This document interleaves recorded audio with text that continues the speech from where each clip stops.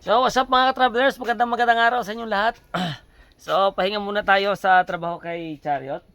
Napinturan natin siya. Kailangan pa natin ng materialis dito. Lalo na ito paggagawa natin ng upuan. Dahil ang project natin dito mga travelers ay lagyan po siya dito ng storage. Yung upuan niya, storage type. Kumbaga, pag binuksan mo siyang ganon, ay lalagyan mo na lang ng gamit. No? So, yun yung ating naisip na gawin dito. So, kailangan lang natin ng mga karagdagang budget pa dito, mga ka-travelers. So, para kahit pa paano, yung mga gamit na pwedeng idirekta na doon, hindi na nakalabas. Mga baunan or pangtulog. So, pwede, dyan na lang siya sa ilalim. Para hindi na siya nakalabas dito. Siyempre, yung ating top load ay gagawin din po natin. Pinag-ipunan pa lang natin ng mga dagdag na budget para mas makumpleto po natin siya bago natin siya talagang ilabas, no? So, huwag natin masyadong madaliin. Okay lang, tayo-tayo lang. At binago natin yung position ng ating side mirror kasi dati masyado siyang nakapaloob. So, pasilip ko na sa inyo ngayon. Ayan. So, mapansin natin, sa side mirror natin ngayon, pag nandito ka sa side na to, ayan, kung nakasentro kang ganyan, kita na, no? At kahit nandito ka sa side na to, ganyan, ay mayroon pa rin makikita. So, kung sa driver side, o kung nandun ka habang nagdadrive, makikita mo na talaga lahat dito sa likod. Kasi dati, medyo pasok po siya, no? Medyo nakaloob. So, silipin natin, tara. Ayan, di ba? At dati kasi masyado siyang nakatungo. Itong side mirror natin, masyado siyang nakatungo dati. Pag ganyan. So, hindi maganda yung datingan. Kaya ginawa natin ng paraan na hindi naman na siya masyado nakatungo. Hindi pa siya masyadong tapos. 'Di ba? Mas astigin. Mas astigin siya. Tingnan kapag ganyan yung kanyang forma, 'di ba? Mas maganda siya tingnan sa harap na ganito. Lalo na kapag nalagyan natin siya dito ng yung bilog na salamin, kita yung harap na ganyan. So, pag dito, kita din yung kanyang harap. So, tatanggalin na natin to kasi baka tayo ay masita dyan. Nakatingala pa naman. Hindi naman po talaga gumagana yan. Nilagay ko lang yan dyan kasi dati nandoon yan sa baba.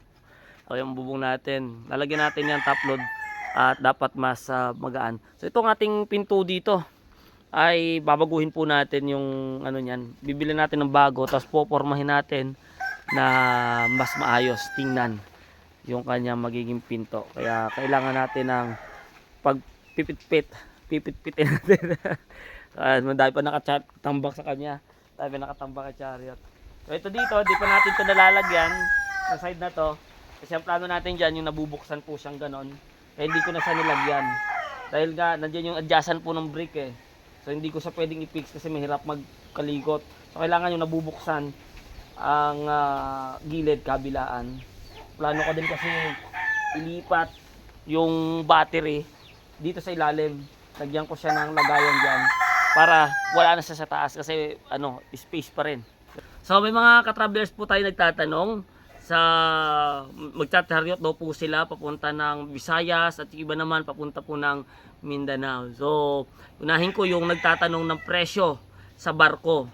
So kapag ka po mula Matnog hanggang Allen, yung tawiran po na yun, nagtaas po ng kaunti ang kanilang presyo ngayon mga travelers.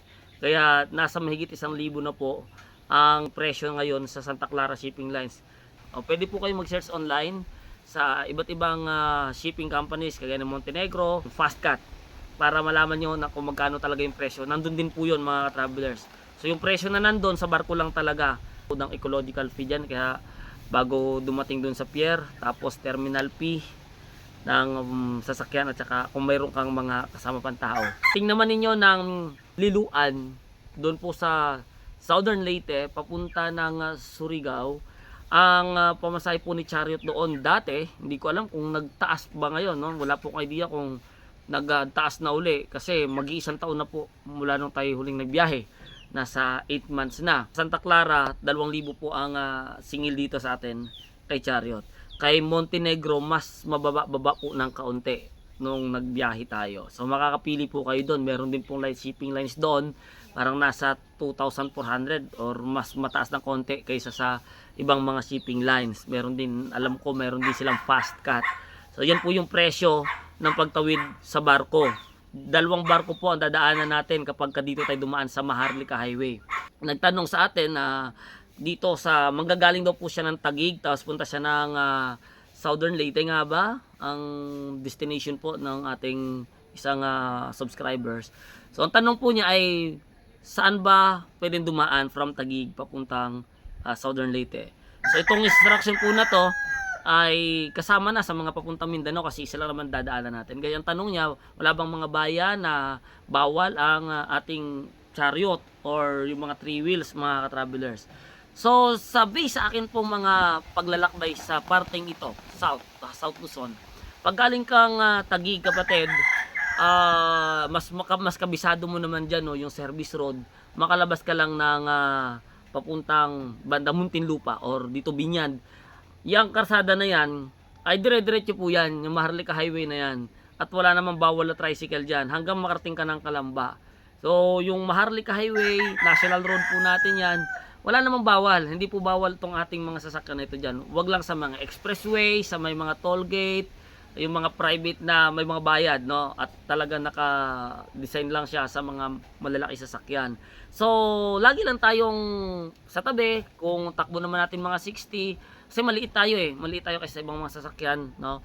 So, lagi lang, makisabay lang tayo sa tamang linya kapag mga widening at malinis naman yung tabi. Manabi na lang po tayo.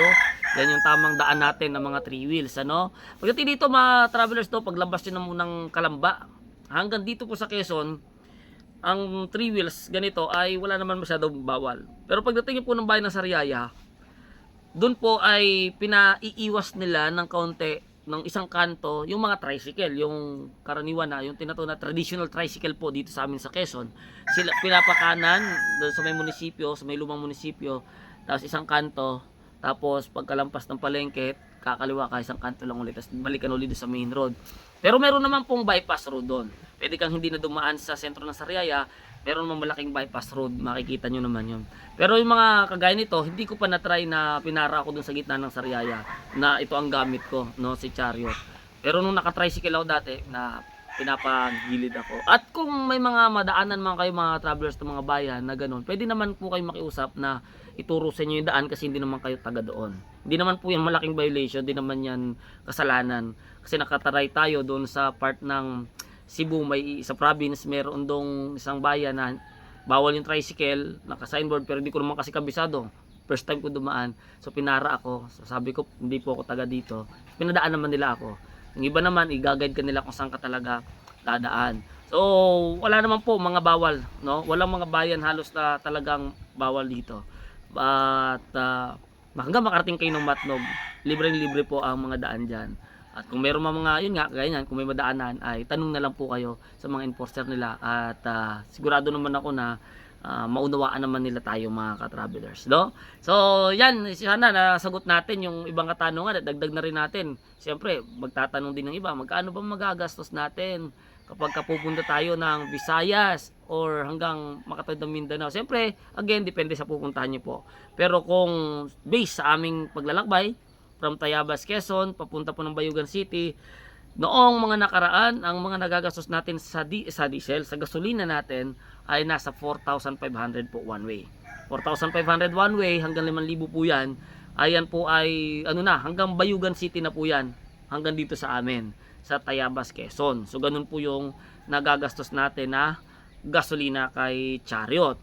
So, kung hanggang dito ka lang naman sa bandang Samar, Leyte, siguro mga 2,000 mahigit or 2,000 ay makakarating ka na po doon. Depende naman yan sa takbo mo at sa karga mo, no? Yun po yung sana po nakatulong ito at nakapagbigay po ng kasagutan sa ating mga ka-travelers. At shoutout pala sa lahat ng mga ka-chariot natin dyan. Abangan nyo, sana matuloy. May convoy next year, if God's willing, na ni Mark John Ray vlog, no? Yung ating ka-brother dyan sa Tugigaraw na nagbablog po ng chariot, no? So, uwi siya ng kanilang province at sasama tayo.